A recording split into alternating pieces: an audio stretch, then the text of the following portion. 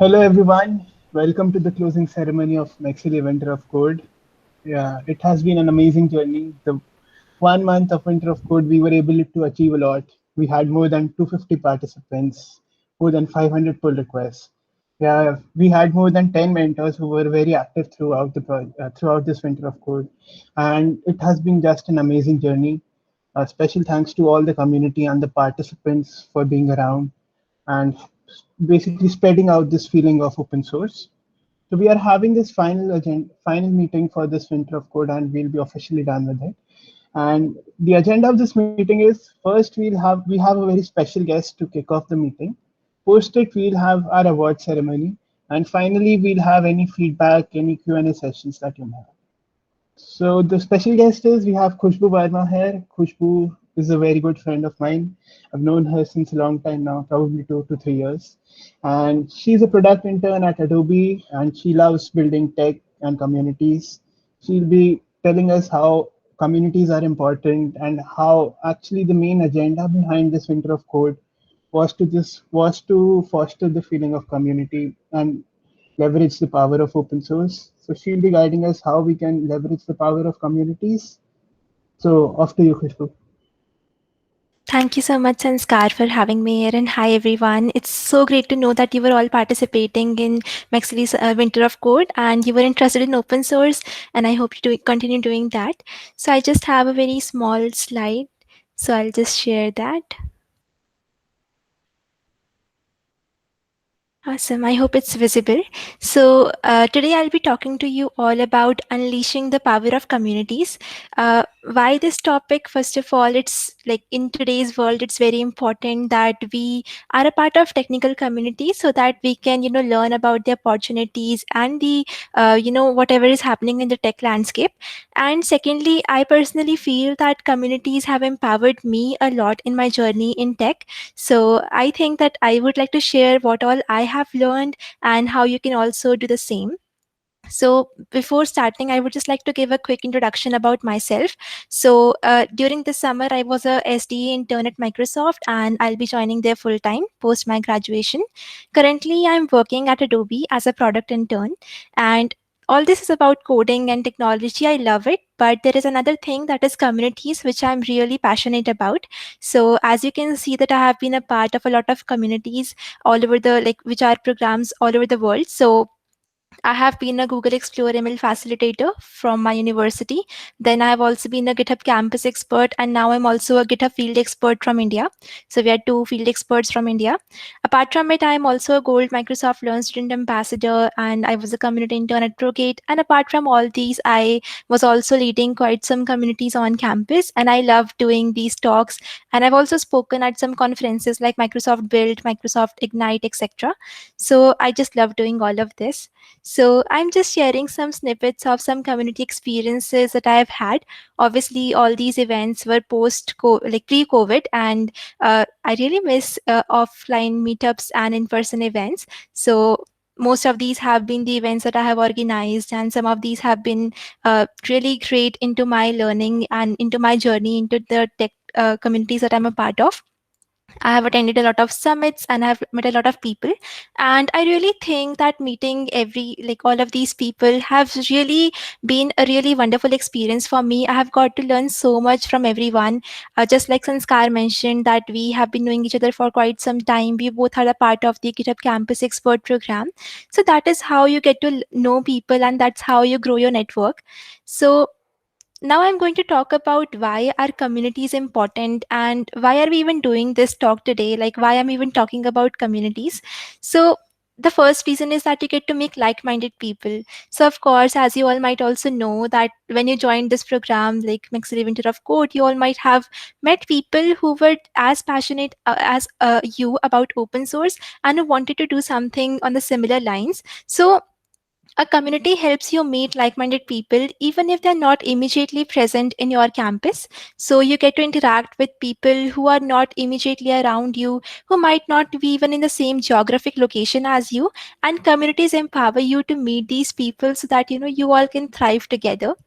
And secondly, you get to find your areas of interest. So, for instance, you were attending a hackathon and there were some workshops going on there, and one particular workshop really, intrigued you or really interested you, and then you went back home and then you learned more about that subject, and it really, it was something that really, striked your interest. So, during these community events, there are a lot of workshops going on, a lot of meetups going on. So, you definitely get to explore your interest, and you get to know about, you actually get an exposure into what all options are out there, what are technologies are out there, and what you have to, like, what is there that you can go into, right?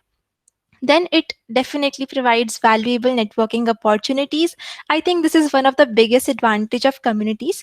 You get to meet people who are in the industry same as yours, who might have a lot of years of experience, who might be beginners. So all in all, you get to meet a diverse set of people, and you get to learn more about them, their ideas, what they're doing, and you never know when someone might, inspire you or might ignite a spark in you to do something that, they have been doing, or you might find something of your area of interest. So definitely valuable networking opportunities, and these connections that you make in these communities go a long way.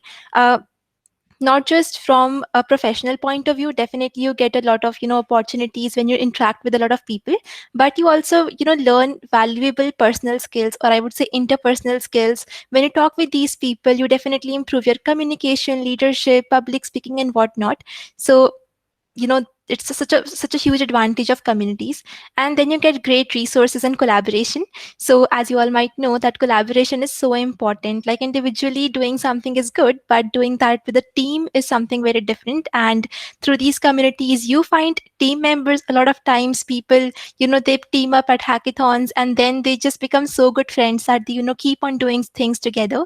So, and you get great resources. So for instance, you are attending some event and you get to know some resources from the mentors out there, which might help you in the long run. So yeah, then you get to learn technical skills. This is like such an obvious point, but if you are attending technical meetups, if you're going to hackathons, you are learning something technical which is maybe outside of your curriculum, and you do not get that exposure at university, but because you are a part of communities, you are getting to learn those technical skills, and you become a better leader. So when you see people leading these communities, organizing these events, you definitely, learn something from them. You gain uh, exposure to how leaders are. You get to learn what their qualities are, you get to interact with them, and all this helps you become a better leader.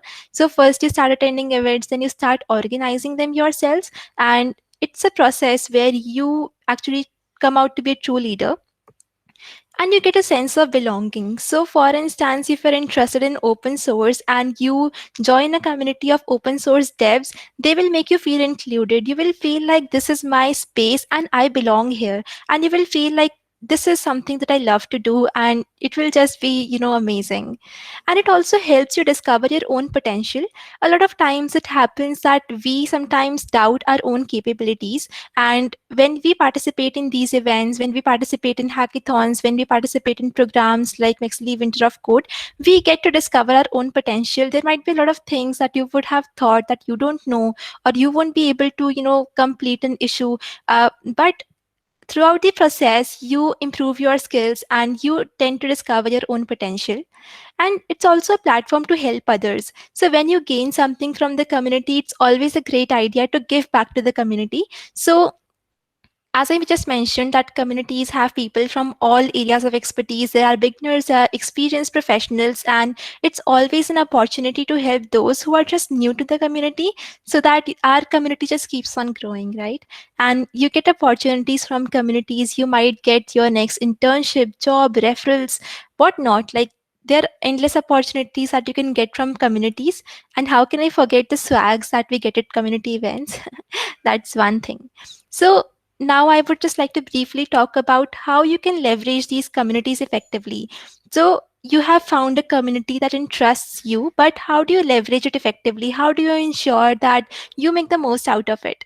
So here's some very small tips from my side. That first of all, show what you're good at.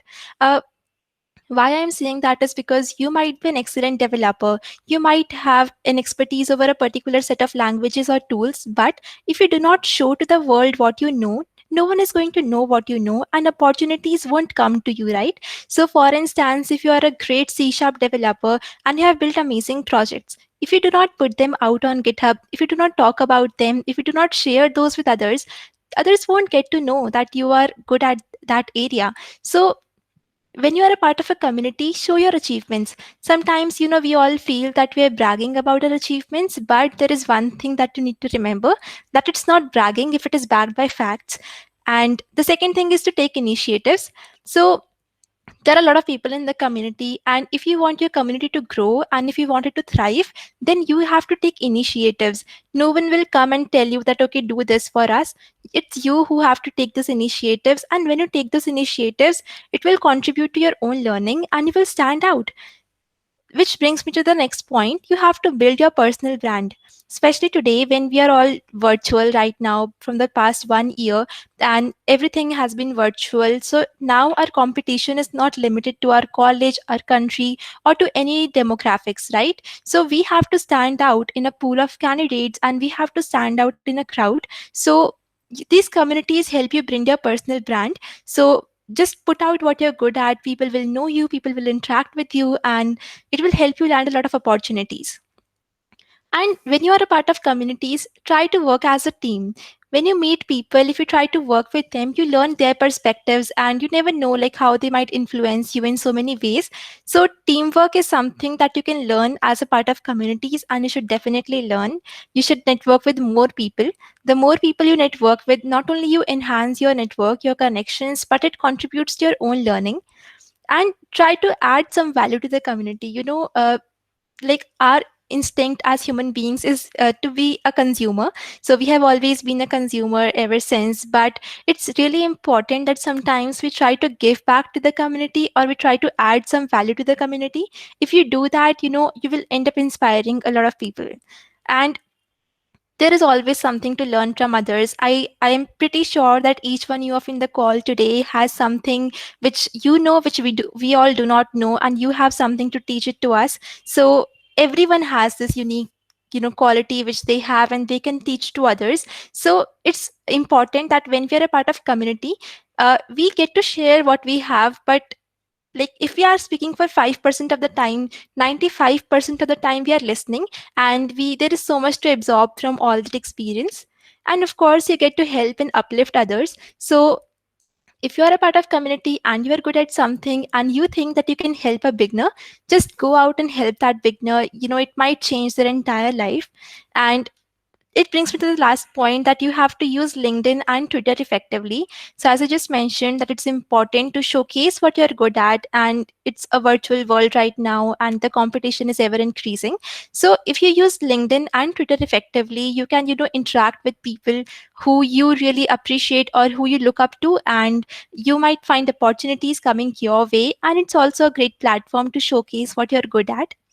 So those were some of the benefits or some of the ways in which you can leverage communities. Of course, there are more. Uh, but I would just like to end with one statement, that as long as you have got the passion, faith, and you're willing to you're willing to work hard, you can do anything that you want to do in this life. There is nothing that can stop you. And all the very best to all the winners, to all the participants. You are taking initiatives, and those will help you in the longer run. So that's all from my side. You can ask me if you have any questions. And once again, thank you, Sanskar, for having me here. No problem. And thank you so much, Khushbu, for this amazing presentation. As you rightly said, that we all met each other through communities, maybe on campus, maybe off campus. And actually, in this virtual world, it is really important for a person to build their personal brand as well as leverage and contribute back towards the community. And that was the main motive behind this Mexili Winter of Code. Right. So do we have any questions for Khushbu regarding Mexili, regarding her experiences or communities in general?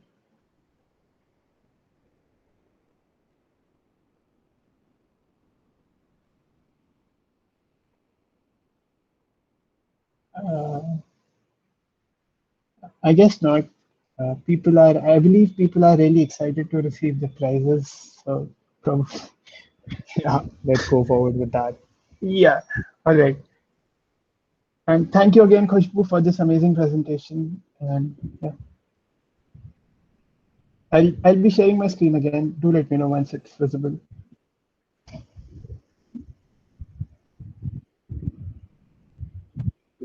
So we do have a question for Khushbu, if you can respond to that.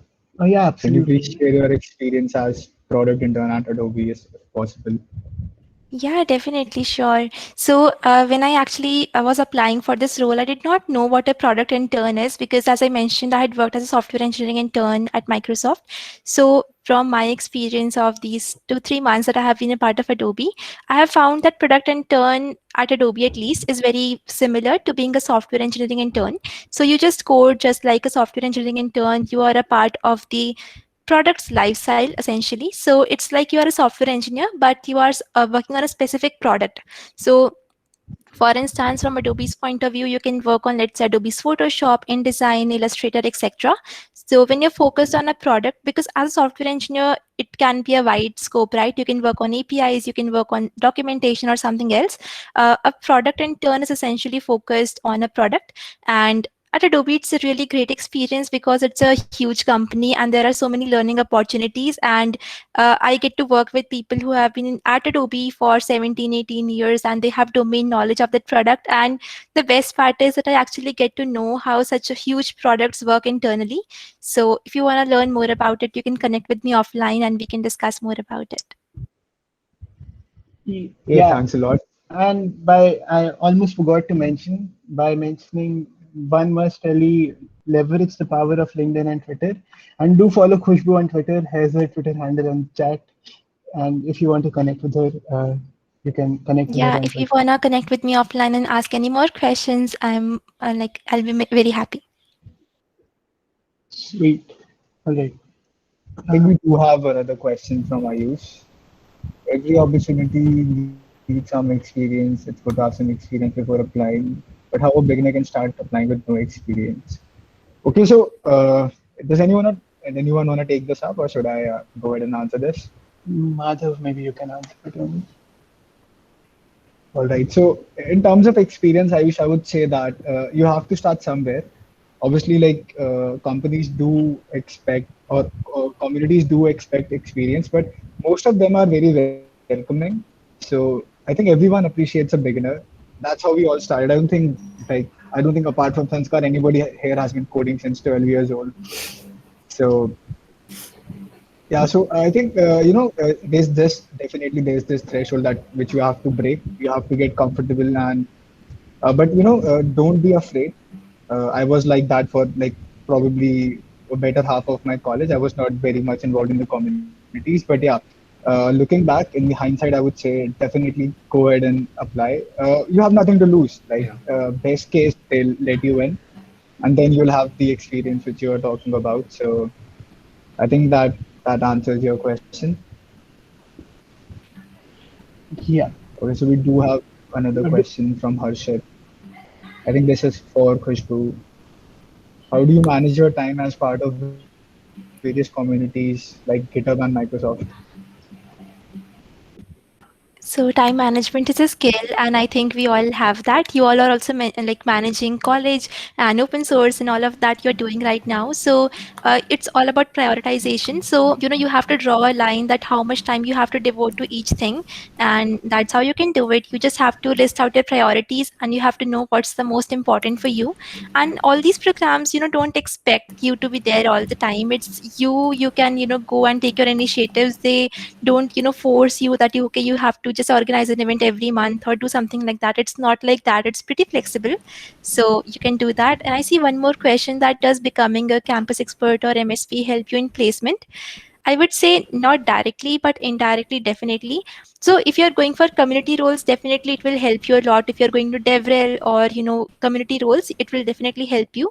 But from a software engineering perspective, maybe not directly, but during these programs you get to learn to work with a set of people. You develop skills, you develop communication skills, documentation skills, networking skills, which really help you stand out. And also it's on your resume, so people do notice that. So it helps indirectly.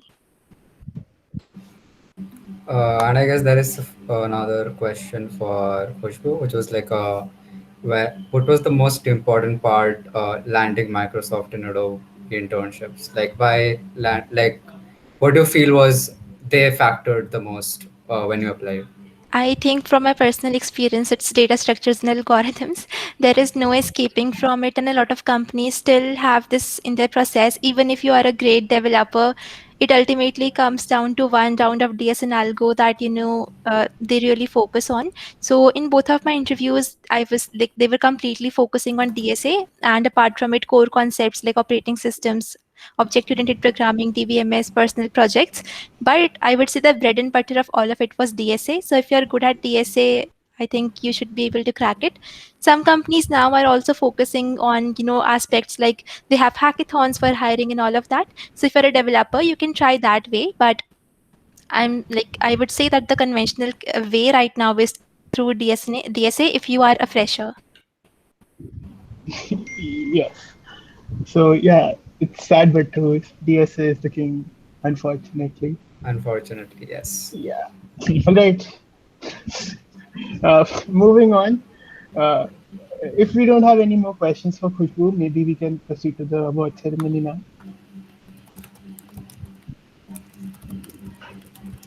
I think we can go ahead. If we start this discussion on DSA, we'll never Yeah. get to the closing ceremony. All right. Yeah, so So I heard, Ritvik, we'll answer your question towards the end of the meeting now. yeah, we do have a Q&A section, so don't Yeah. worry, guys. Don't worry. Don't worry much about it. So on rank 5, we have Ashutosh. Great work, Ashutosh. You'll be receiving a custom Mexily mug and a mentorship session from Mexily Org-admins. You can avail it whenever you want us. Just tell us. So congratulations, Ashutosh.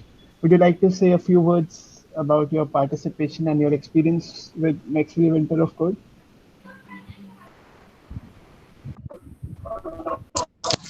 Thank you, sir. It was a great experience. All right, awesome. So on the 4th place, we have Abhijay. Abhijay, great work. You have secured a 4th rank. You will be receiving one Mexily mug as well, and a mentorship session from the org admins. And in addition to that, you will be receiving a mentorship session from our friends at Code for Cause. So congratulations, Abhijay. So do you have any comments about your experience and how you found the Winter of Code throughout?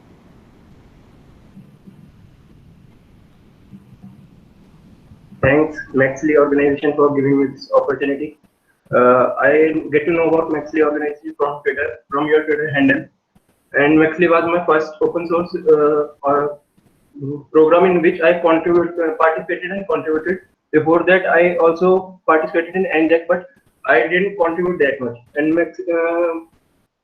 because of mentors in Maxley, they guided me a lot, which helped me to secure this thing. Yeah, we are just glad that we were able to imbibe the feeling of free and open source in you. And we hope that you continue with your open source journey after this, of course. Right. And now coming to the 3rd place, we have Sanjay Prajapati, and he'll be receiving all the perks like a custom Mexily mug, a mentorship session from us and the Code for Cause team.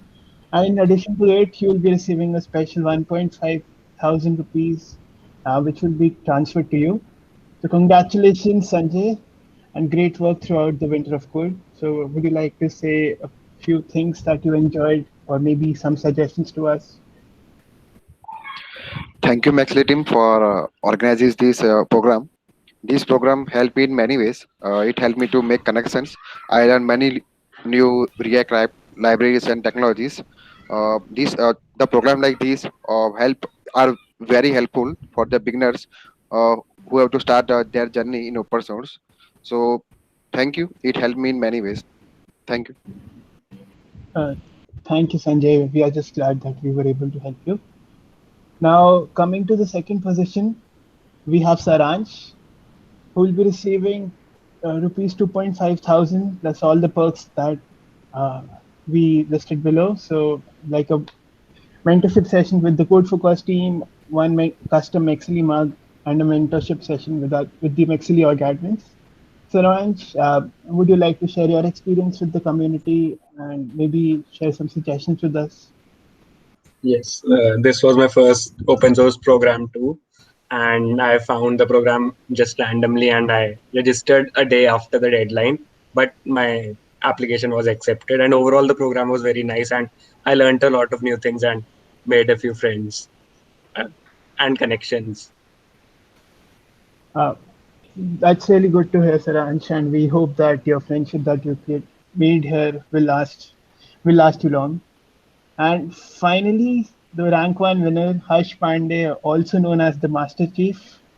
His GitHub username is really one of the most creative one because Halo was my first shooter game and Master Chief was the core character. Congratulations, Harsh, on securing the first position. You'll be receiving 5,000 rupees plus a mentorship session from Code for Cause, a Mexili mug, and a mentorship session from the Mexili Org-admins. Congratulations. So would you like to say a few words on your prize? Thanks a lot. And this was my first open source contribution. And I would like to thank you all for giving me this opportunity. I would also like to thank my mentor, Yash Verma, because he guided me throughout the project. And I would also like to give a special thanks to Sarash because hadn't he been coding so long, I wouldn't have taken it as a competition. And he motivated me to code for 1 month. So thanks, Sarash, for motivating me. That's all. That's so sweet. Awesome. So we see a budding friendship now. Congratulations, everyone. And before we proceed to the Q&A, we want to thank the mentors because without you mentors, there is no community. Without the maintainers, there is no open source. And a special thanks to the mentors. And you will be receiving special Maxili mugs as a surprise gift from us. Do send us your details and we'll be happy to send them out to you. Now, finally, we have a Q&A session, our final Q&A session as a part of Winter of Code. So if you all have any questions, you can ask us. And congratulations once again to the people on the leaderboard. Yeah. All right. So now we'll be proceeding with the Q&A. And thank you everyone for joining this Winter of Code.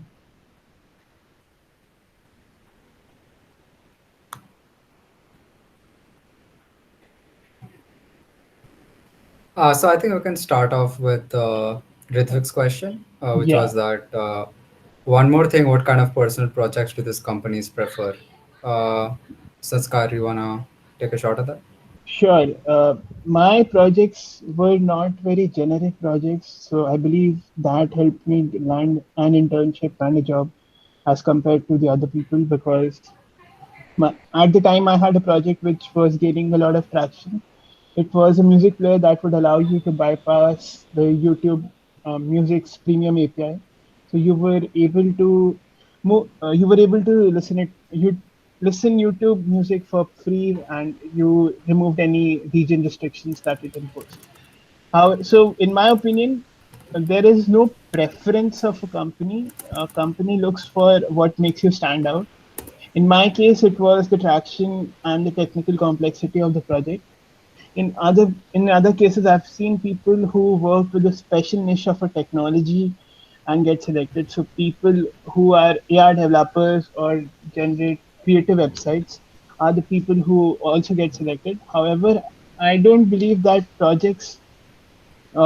not having projects will reduce a lot of value for you if you work on the DSA path, because for freshers, people do expect that you aren't coding and you haven't misspelled your childhood like me. So people do expect you that you have like a little generic projects. So I would say don't worry a lot about projects. The DSA is still the king here. And yeah. I mean, if I had to add one thing though, like I'd say that newer companies are probably opting for less DSA and maybe Yeah. more of system design. Like Yeah. I'm not sure why that's the case, but at least that's the pattern that I have seen. But as Khushbu and Sanskara both said, like if you want one of those Kashi packages, or you just want to work somewhere where you're guaranteed to have a good environment, chances are your interview will involve a lot of DSA. So yeah, for now, I think that learning DSA is always the correct approach. AJ, I haven't mastered DSA. I just pray to the DSA gods before my interview, and I hope that everything lands out fine. So, if you want to talk to someone who has mastered, probably ask Madhav or Khushbu. But for me, it's always a gamble. I would say that no one can master DSA. It's such a huge and broad topic. So what you can do is just build your basics and just keep on practicing questions. I think I really like lead code. So I think lead code is enough for most of the companies, and I think Sanskar can share his 2 cents on it, or Madhav can share it. But for me, I think lead code is the go-to resource. Like if you do not want to spend your time figuring out where to start from, and you're lost in a pool of resources, because of course there are so many out there for DSA, you can opt for lead code. And if you want to master your concepts, I would say Geeks for Geeks is also a good option. So yeah, that's from me. Yeah, I think that pretty much sums it up. Yeah, lead code is definitely the way to go. The interface kind of makes it, you know, a very familiar. You can just get started, and it has very good interview experiences. It's very up to date website, so you can actually like do your homework and go through the recent experiences which the company is asking, and there are chances that companies will repeat the questions. I'm not saying they will, but yeah, there are chances. But yeah, other than that, if you're just getting started, definitely Geeks for Geeks, Lead Code, these are way to go. And if you want to test your skills, then obviously we have like online judges like Code Forces, Code Chef. But these things are like whole another discussion which we can have in detail. We can Yeah. definitely have a session for it. But yeah, just to keep it brief, yeah, Lead Code is definitely one of my favorite judges. And yeah, that's about it. And definitely you cannot skip DSA if you're preparing for. Sorry, you were thank saying you. something. Yeah, and before we forget, let us all turn on our video for a social media photo, and if anyone wants to tell us about how they feel about this winter of code, any feedback that may have, it is actually the right time. So do let us know. Or we'll be also releasing a form. So if you are a little hesitant on telling us in person, we have an anonymous form, so you can submit our feedbacks to that. So if you have any good feelings, any good experiences that you'd like to share with us, do share it with us. If you want to probably scream at us, curse us, abuse us, we'll probably feel a little bad, but we'll get over it and we'll try to improve over time. So I'd request everyone to turn on your video cameras for a social media photo, and then we can probably conclude this meeting. Sweet.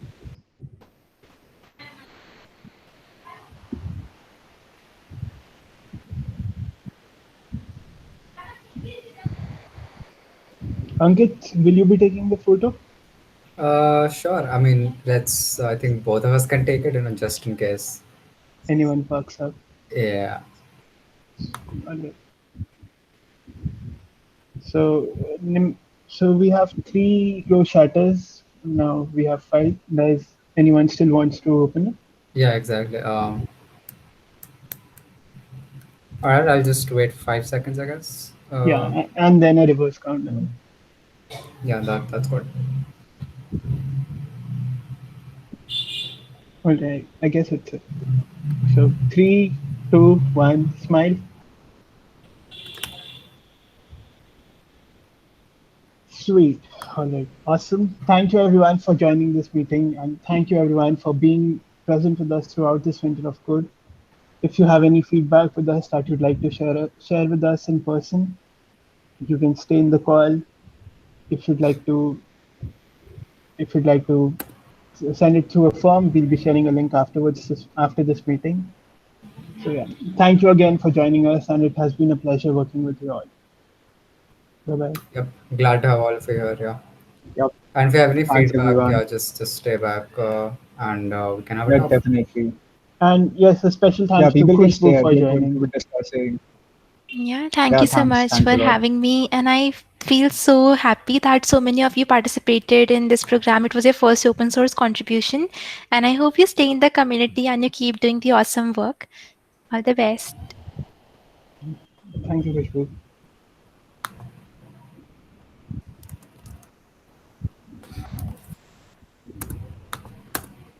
So,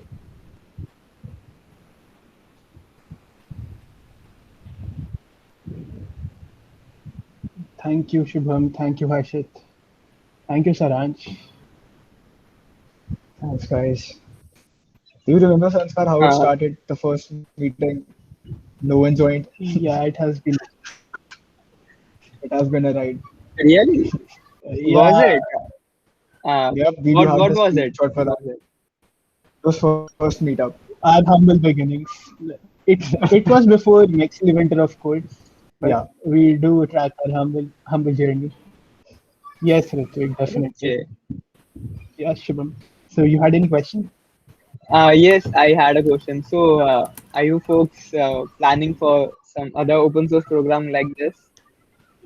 Definitely, but not like anytime soon.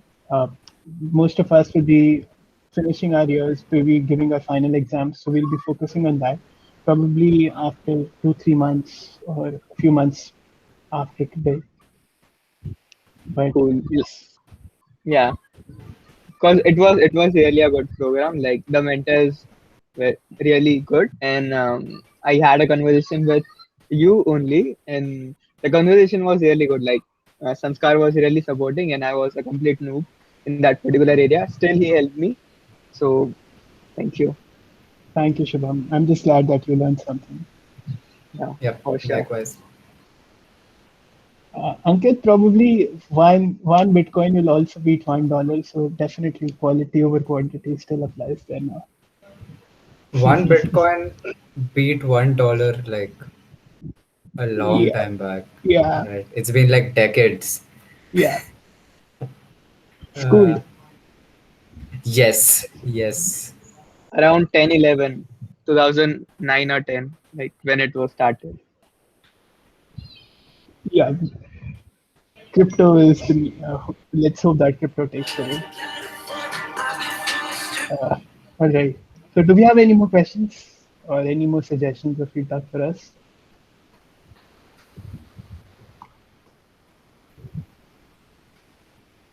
I Uh, think that covers it. all right. So, should we conclude this meeting? Yeah, I think we can stop recording and then we can conclude it. Okay.